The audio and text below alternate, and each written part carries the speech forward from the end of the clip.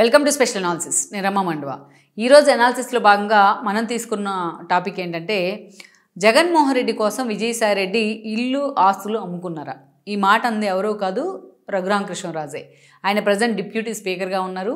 ఎప్పుడైతే విజయసాయి రెడ్డి ఆ పార్టీ నుంచి రాజీనామా చేశారో, తన రాజ్యసభ సభ్యత్వాన్ని కూడా ఆయన వదులుకున్నారో, with immediate effect Raghuramakrishnaraju media ముందుకు వచ్చారు. ఆయన ప్రజెంట్ డిప్యూటీ స్పీకర్గా ఉన్నారు. అలాంటి రఘురామ సాయిరెడ్డికి సంబంధించి చాలా సోబర్గా కూడా మాట్లాడారు. విజయసాయి రెడ్డి గురించి వైఎస్ఆర్సీపీలో తాను సుదీర్ఘకాలం ఉన్నాను కాబట్టి వాట్ ఈజ్ విజయసాయి రెడ్డి అనేది నాకు తెలుసు అంటూ కూడా ఆయన మీడియా ముందు మాట్లాడటం జరిగింది.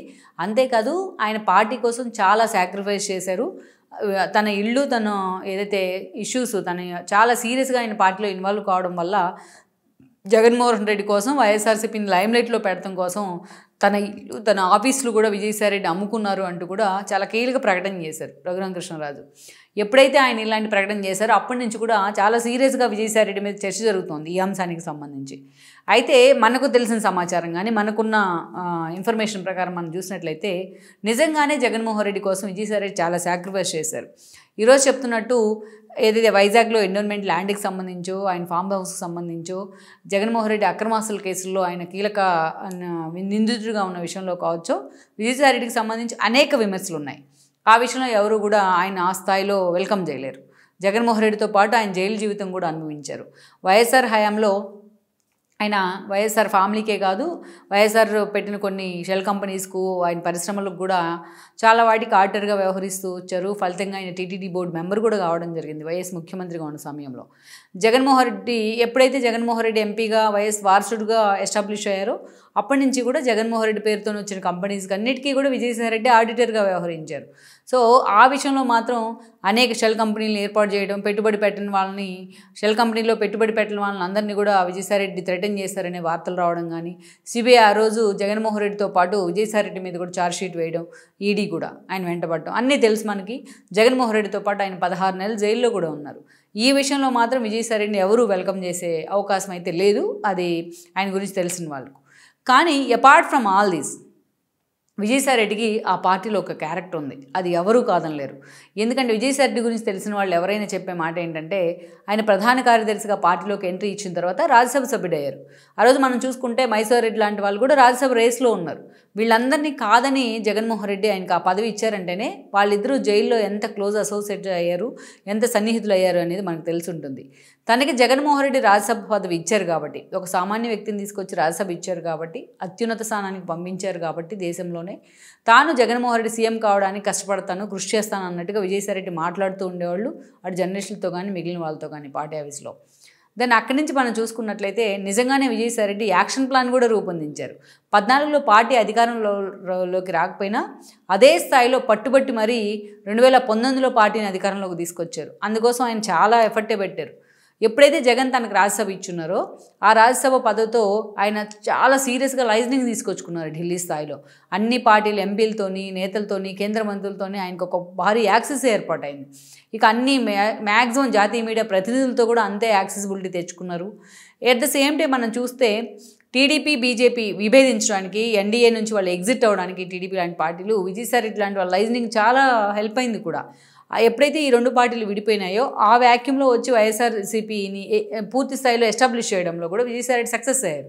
మనం అప్పట్లో చూసుకుంటే చంద్రబాబు నాయుడు ఎప్పుడైతే ఎన్డీఏ నుంచి ఎగ్జిట్ అయ్యారో మాటకు ముందు విజయసాయి రెడ్డి పీఎంఓలో ఉండేవాళ్ళు, అమిత్ షా దగ్గర లేకపోతే మోడీ దగ్గర. ఆ స్థాయిలో ఆయనకు ఒక యాక్సెసిబిలిటీ ఏర్పాటైంది. వైఎస్ఆర్సీపీకి జాతీయ స్థాయిలో ఆ పార్టీని ప్రమోట్ చేస్తూ వచ్చారు ఆయన. ఇక మరోవైపు చూస్తే ప్రశాంత్ కిషోర్ లాంటి ఒక వ్యూహకర్తను, అప్పటిదాకా తెలుగు రాష్ట్రాలకు పరిచయం లేని ప్రశాంత్ కిషోర్ని తీసుకొచ్చి వైఎస్ఆర్సీపీకి ఒక స్ట్రాటజిస్ట్గా పెడతంలో కూడా విజయసాయి రెడ్డి పాత్ర చాలా ఉంది. ఆయనే మాట్లాడారు యాక్చువల్గా ప్రశాంత్ కిషోర్ని. ఆ టీము ఎగ్జిక్యూట్ చేసే అంశాలను, ప్లాన్ చేసిన అంశాలను ఎగ్జిక్యూట్ చేయడంలో కూడా ఆయన కీలక పాత్ర పోషించేవాళ్ళు. అక్కడి నుంచి మనం చూసుకుంటే జగన్మోహన్ రెడ్డి పాదయాత్ర రూపంలోనో లేకపోతే ప్రచారం రూపంలోనో ఏదో ఒక ఇష్యూ రూపంలోనో జనంలో ఉంటే, బట్ విజయసాయి రెడ్డి పార్టీకి ఆర్థికంగా అండగా నిలబడ్డారు. ఆయన సొంతగా పెట్టుకున్నారా, లేకపోతే పక్కన నేతలు, వేమిరెడ్డి లాంటి నేతల్ని పార్టీలోకి తీసుకొచ్చారా చాలామందిని చూసుకొని. సో పార్టీకి మాత్రం ఎక్కడికక్కడ ఆర్థిక అండదండలు అందించే నేతలందరినీ జిల్లాకు ఒకరిని ఎస్టాబ్లిష్ చేయగలిగారు విజయసాయి రెడ్డి. అలా వాళ్ళంతా కూడా ఎలక్షన్ నాటికి ఒక మూల స్తంభాలుగా పార్టీ కోసం నిలబడ్డారు. సో అప్పుడు మనం చూసినట్లయితే 2019 ఎన్నికల్లో ఇవన్నీ కూడా హెల్ప్ అయినాయి జగన్మోహన్ రెడ్డికి. బ్యాక్ ఎండ్ నుండి విజయసాయిరెడ్డి నడిపించిన తీరు మాత్రం, ఆయన మంత్రాంగం చేసిన తీరు మాత్రం ఆ పార్టీకి నిజంగానే హెల్ప్ అయింది. అందుకే పార్టీ పెట్టిన ఒక 7-8 ఏళ్లలో 151 సీట్లతోనే ఆ పార్టీ అధికారంలోకి రావడం అంటే అది ఒక వ్యక్తితోనో జగన్మోహన్ రెడ్డితోనో సాధ్యమైంది కాదు. దాని వెనుక విజయసాయిరెడ్డి లాంటి వాళ్ళ కష్టం, ఆయన మైండ్ గేమ్ చాలానే ఉంది. ఆ సంగతి ఆయన ప్రత్యర్థులకు కూడా తెలుసు. 2019 ఎన్నికల సమయంలో పార్టీ అధికారంలోకి వచ్చిన తర్వాత క్రమంగా సాయిరెడ్డి ప్రభ తగ్గిపోతూ వచ్చింది ఆ పార్టీలో. అయితే అంతకుముందు 5 ఏళ్ల కాలం పాటు ఇందాక రఘురాం మాటలు మనం అనుకున్నాం. ఆయన చెప్పినట్టు ఆయన ఆస్తులు కూడా తనఖా పెట్టిన సందర్భాలు ఉన్నాయి అనేది పార్టీలో జరిగే చర్చ. ఎప్పుడు కూడా తన ఇల్లు, ఆఫీసులు కూడా కొన్ని సందర్భాల్లో ఎలాగైనా పార్టీ అధికారంలోకి వచ్చిందనే అంచనాతో కూడా ఆయన అమ్ముకున్న పరిస్థితులు అయితే ఉన్నాయి. చాలా మంది పార్టీలో ఆయన అభిమానించే వాళ్ళందరికీ కూడా ఆ విషయం తెలుసు కూడా. అందుకే రఘురామ చాలా క్లోజ్ అసోసియేట్ కాబట్టి విజయసాయిరెడ్డికి ఆ విషయం ఆయనకు తెలిసే ఉంటుంది. అక్కడి నుంచి మనం చూసుకుంటే 19 తర్వాత ఎప్పుడైతే విజయసాయిరెడ్డికి ఉత్తరాంధ్ర బాధ్యతలు జగన్మోహన్ రెడ్డి ఇచ్చున్నారో ఆయన ఉత్తరాంధ్ర కొంతకాలం పాటు అనఫిషియల్ సీఎంగా వ్యవహరించారు. ఇదే సమయంలో సజ్జల లాంటి వాళ్ళు సలహాదారు అయ్యారు, భారతి లాంటి వాళ్ళ ప్రోద్బలంతో, ఆమె చుట్టరికంతోనే. ఎప్పుడైతే సజ్జల వర్సెస్ విజయసాయిరెడ్డి అన్న పోరు ఎప్పటి నుంచో ఉంది, పార్టీ పెట్టిన దగ్గర నుంచే. అది అధికారంలోకి వచ్చిన తర్వాత మరింత ఎక్కువైంది. విజయసాయిరెడ్డిని జగన్మోహన్ రెడ్డికి దూరం చేయడంలో సజ్జల అండ్ టీం కానీ చాలా కీలకంగా పనిచేసింది. అంతేకాదు విజయసాయిరెడ్డికి ఎంఈవీతో వచ్చిన విభేదాలు కానీ, వైజాగ్ ఎంపీతో అట్ ద సేమ్ టైం చూస్తే వైజాగ్ ఎండోన్మెంట్ భూముల విషయంలో వచ్చిన ఇష్యూస్ కానీ, శరత్చంద్రారెడ్డి లాంటి వాళ్ళ అరెస్టులు కానీ, ఇవన్నీ కూడా విజయసాయిరెడ్డికి ఒక సెట్ బ్యాక్ అయ్యాయి. నిజంగానే అవన్నీ నమ్మాడు జగన్మోహన్ రెడ్డి. ఇదే సమయంలో తారకరత్న చనిపోవడం, ఆ ఫ్యామిలీతో ఉన్న సత్సంబంధాల కారణంగా బాలకృష్ణతోని, చంద్రబాబు నాయుడుతోని ఆయన చాలా క్లోజ్ అసోసియేషన్ మెయింటైన్ చేయడం కూడా జగన్మోహన్ రెడ్డికి నిజంగానే కోపం తెప్పించింది. ఇవన్నీ కూడా విజయసాయిరెడ్డిని పక్కన పెడతానికి ఉత్తరాంధ్ర బాధ్యతల నుంచి కారణమయ్యాయి. కర్నూలు చావుకు 1000 కారణాలు అన్నట్టు. ఈ క్రమంలో ఇక అన్నిటికన్నా అత్యంత బాధాకరమైన అంశం ఏంటంటే మొన్నటి ఎన్నికల్లో వేమిరెడ్డి విజయసాయిరెడ్డి క్లోజ్ అసోసియేట్. అలాంటి ఒక వ్యక్తిని అసలు పార్టీలోకి తీసుకొచ్చిందే విజయసాయిరెడ్డి 2019 కంటే ముందు. టీడీపీలోకి వెళ్తున్న వేమిరెడ్డిని ఆపి కన్విన్స్ చేసి మరీ ఆయన వైసీపీలోకి తీసుకొచ్చారు.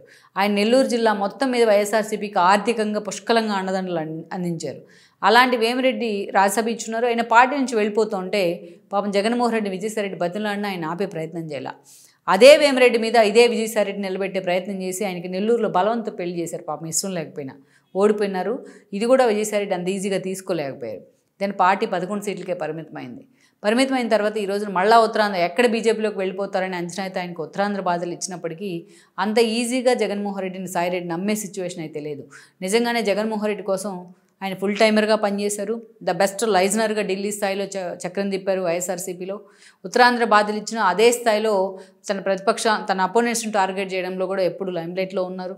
ఇంత చేసినా సజ్జల లాంటి వాళ్ళ రాజకీయాలకు ఆయన బలయ్యారనే చెప్పుకోవాలి. ఈ రోజున పార్టీ అధికారాన్ని కోల్పోయాక వైజాగ్ భూముల విషయంతో పాటు ఆయన వ్యక్తిగత విషయాల్లో కొన్ని విమర్శలు వస్తే పార్టీ నుంచి కనీసం ఒక్కరు కూడా దాన్ని ఖండించే ప్రయత్నం చేయలేదు, ఇంక్లూడింగ్ జగన్మోహన్ రెడ్డి.